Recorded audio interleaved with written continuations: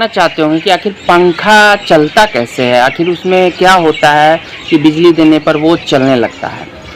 तो उसका कारण है कि पंखे में एक तरह से मोटर लगा होता है, जैसे कि सभी जगह मोटर होता है। और वो मोटर क्या होता है, मोटर में कॉइल के द्वारा बाइंडिंग किया जाता है। कॉइल जो है तांबे का, कॉपर का तार होता है जिसे कॉइल कहा जाता है। कॉपर का तार जिसे कॉइल कहा जाता है। और उसे बाइंडिंग करने का मतलब ये हुआ कि उसे गोल गोल घुमा के गुच्छे की तरह बना दिया जाता है, घुमाया जाता है और घुमा के गुच्छे की तरह बना दिया जाता है। वही होता है बाइंडिंग करना, कि कॉपर तार को बाइंडिंग किया जाता है, मतलब कि उसे गोल गोल घुमा के गुच्छे की तरह बना दिया जाता है। जैसे कि हम किसी रील में धागा लपेटते हैं, किसी भी पतंग उड़ाते हैं तो धागा लपेटते हैं, तो कैसे लपेट देते हैं, या कहीं भी हम धागा लपेटते हैं तो गोल गोल घुमा के लपेटते हैं। वही होता है बाइंडिंग करना, उसे बाइंडिंग करना कहते हैं।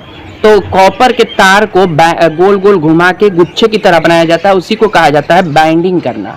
तो उसी तरह पंखे में जो है या किसी भी मोटर में उसी तरह बाइंडिंग किया जाता है, कॉपर के तार को गोल गोल घुमा के बाइंडिंग किया जाता है। तो एक बार ये एक दिशा में सारे तार को, एक गुच्छे में सारा तार एक दिशा में घुमा घुमा के एक गुच्छा बना दिया जाता है। फिर उसी से एक सिरा निकलता है और वो दूसरे गुच्छे में जाता है, तो उसे उल्टा घुमाया जाता है, दूसरी दिशा में घुमाया जाता है। पहले वाले को इस दिशा में घुमाया, दूसरे वाले को दूसरे दिशा में घुमा दिया जाता है, और फिर इसमें भी एक गुच्छे जैसा बना दिया जाता है। फिर तीसरे में जब जाता है, कई गुच्छे होते हैं, तीसरे में जाता है तो फिर उसको इस दिशा में घुमाया जाता है, फिर दूसरे में जाता है तो इस दिशा में, मतलब उसे घुमा घुमा के गुच्छा बनाया जाता है, जिसे कहा जाता है बाइंडिंग करना। तो कॉपर के तार को गुच्छे के जैसा बनाया जाता है, उसी को कहा जाता है कि तार का बाइंडिंग किया गया है। तो उसी तरह जब भी कोई भी मोटर होता है तो उसमें बाइंडिंग किया जाता है, कॉपर तार को गुच्छे की तरह बनाया जाता है, जो कि एक गुच्छा जो होता है जो किसी एक दिशा में होता है, और दूसरा गुच्छा जो होता है दूसरे दिशा में होता है, उसके विपरीत दिशा में बनाया जाता है। फिर उसका एक दिशा दूसरी दिशा में होता है, फिर वो विपरीत दिशा में होता है, इस तरह से बनाया जाता है। और जब उस गुच्छे में इलेक्ट्रिसिटी दिया जाता है, एक तरफ से फेज दिया जाता है, मतलब कि गर्म दिया जाता है, जिसे आप ग्रामीण भाषा में गरम कहते हैं, फेज इलेक्ट्रिक गरम जो वोल्टेज दिया जाता है, और दूसरी तरफ से न्यूट्रल दिया जाता है, जिसे अर्थिंग कहते हैं, अर्थ न्यूट्रल दिया जाता है। जब वो अर्थ फेज और न्यूट्रल आपस में जब टकराता है तो वो एक मैग्नेटिक पावर बनाता है। मैग्नेटिक पावर मतलब कि एक तरह से चुंबकीय ऊर्जा का है। जैसे कि चुंबक को आप ढकेलते हैं, चुंबक से किसी भी चीज को आप लोहे का सामान तो वो चुंबक खींच भी लेता है, और उस लोहे के सामान को चुंबक ढकेलता भी है।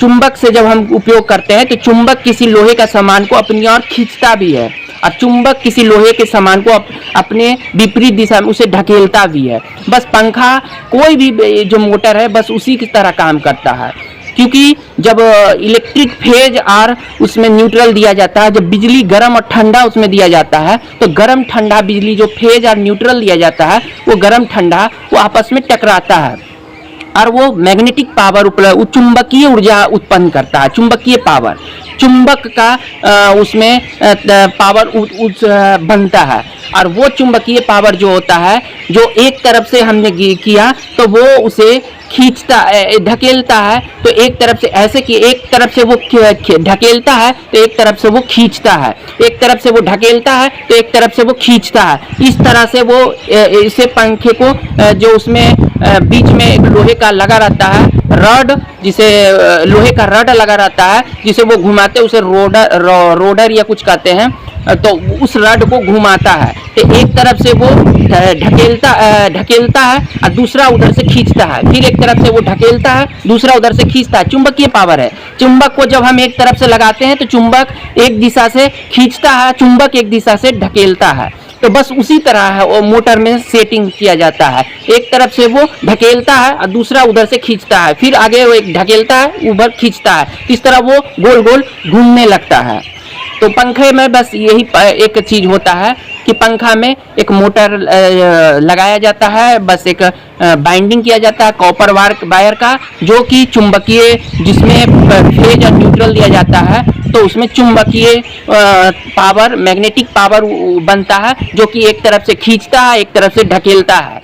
जिससे कि वो रडर जो रोडर होता है, रड जो बीच में लगाया जाता है वो घूमने लगता है, जिससे कि नीचे वो रड जो है नीचे वाले एंगल जो गोल वाला धड़ा होता है जो उसका पंखा का बॉडी होता है उससे रड वो जुड़ा होता है और वो रड जो है उस गोले पंखे को घुमाता है, पूरे बॉडी को घुमा देता है और वो पंखा घूमने लगता है। तो बस इसमें यही होता है। और चुंबकीय ऊर्जा किस ओर बनता है? जिस ओर से फेज दिया जाता है ना उसी ओर से चुंबकीय ऊर्जा बनता है, न्यूट्रल के साइड से नहीं बनता है, फेज की साइड से बनता है। जब भी वो पावर जो आता है फेज की साइड से दिया जाता है, न्यूट्रल के साइड से खींचता है और धकेलता है फेज की साइड से, न्यूट्रल्स की साइड से खींचेगा और फेज की साइड से ढकेलता है। पावर जो होता है वो धकेलने का पावर जो होता है वो फेज की साइड से होता है, मैग्नेटिक पावर जो बनता है फेज की साइड से वो ढकेलेगा और वो न्यूट्रल पावर से खींचता है।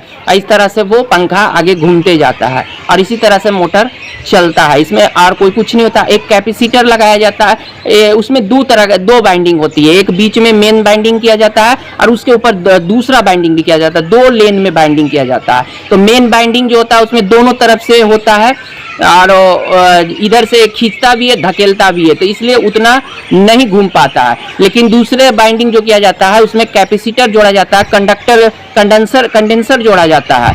और जो कंडेंसर उसमें क्या होता है, कंडेंसर जो है वो एक ही दिशा में मैग्नेटिक पावर को धकेल देता है, वो एक ही दिशा में मैग्नेटिक पावर जाने लगता है, जिसके कारण वो एक ही दिशा में बल फोर्स जो होता है एक दिशा में ढकेलता है, तो इसके कारण वो एक दिशा में घूमने लगता है। तो ये जो स्टार्टिंग में भी काम आता है आपका कंडेंसर, और वो धकेलने के काम में भी आता है, एक दिशा में जब वो ढकेलता है जिसके कारण वो घूमने लगता है।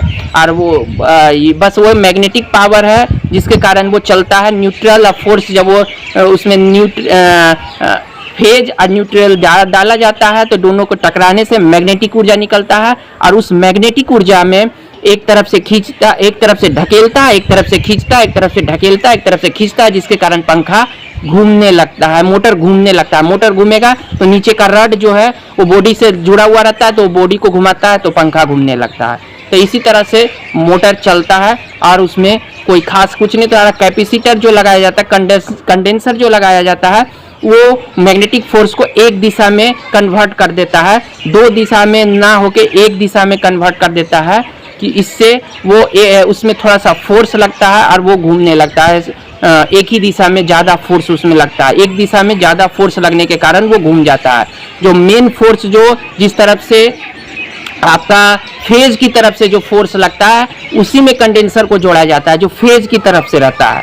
फेज की तरफ से जो कंडेंसर को जोड़ा जाता है तो उससे क्या होता है, वो धक्का जो देता है ना, तो शुरू में धक्का देता है फेज की तरफ से कंडेंसर जोड़ देने से। फेज की तरफ से कंडेंसर जो जोड़ा जाता है तो वो शुरू में धक्का दे देता है, झटका देता है, तो पंखा आगे बढ़ जाता है। वो आगे वाला मोटर जो मैग्नेटिक पावर बन रहा है वो खींच लेता है, तो इससे पंखा चलने लगता है। तो इसलिए जो ये कंडेंसर लगाया जाता है वो धक्का देने के लिए लगाया जाता है। कंडेंसर जो है वो थोड़ा सा बल लगाता है, फेज की तरफ से थोड़ा सा पुश करता है। फेज की तरफ से थोड़ा सा पुश करने के कारण वो पंखा का जो है आगे की ओर बढ़ जाता है, जिससे आगे का जो उधर से जो मैग्नेटिक बनता है, न्यूट्रल की साइड से जो मैग्नेट बनता है वो खींच लेता है। तो वो खींच लेता है, इधर से धक्का दिया उधर से वो खींच लिया, ऐसे करके धक्का दिया खींच लिया, वो चलने लगता है पंखा। तो बस ये कंडेंसर का यही काम है कि वो धक्का देता है। कंडेंसर धक्का देता है किधर से, वो फेज की साइड से धक्का देता है। शुरू में जब शुरुआत फेज की साइड से धक्का देने के कारण वो घूमने लगता है। तो जितना कंडेंसर पावरफुल, जितना वो धक्का पुश करता है उतना तेजी से पंखा घूमता है। इसलिए पंखा का जब स्पीड घट जाता है तो वो कंडेंसर, इसका मतलब खराब हो गया कि कंडेंसर ज़्यादा धक्का पुश नहीं कर रहा, धक्का नहीं दे रहा। कंडेंसर ज़्यादा धक्का देता है, पुश करता है, जिसके कारण वो आगे बढ़ता है, आगे वाली खींच लेता है, आगे जो मैग्नेटिक पावर बनता है वो खींच लेता है। इधर से पुश किया उधर से खींच लिया, इधर से पुश किया उधर से खींच लिया, इस तरह से वो घूमने लगता है। तो हर बार वो जो कंडेंसर जो है एक तरह से पुश करता है, जिसके कारण वो आगे धक्का देता है, जिससे कि वो आगे बढ़ जाता है। तो जितना पावरफुल कंडेंसर का पावर रहता है वो उतना धक्का देता है और उस अनुसार आगे बढ़ता है।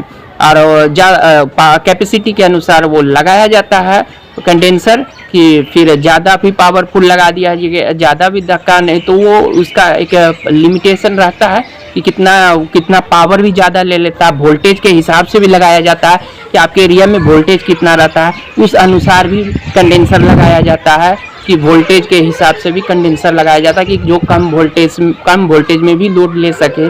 तो कुछ उसके रूल्स होते हैं। तो मेन रूप से जो है वो मैग्नेटिक पावर के कारण ही पंखा चलता है।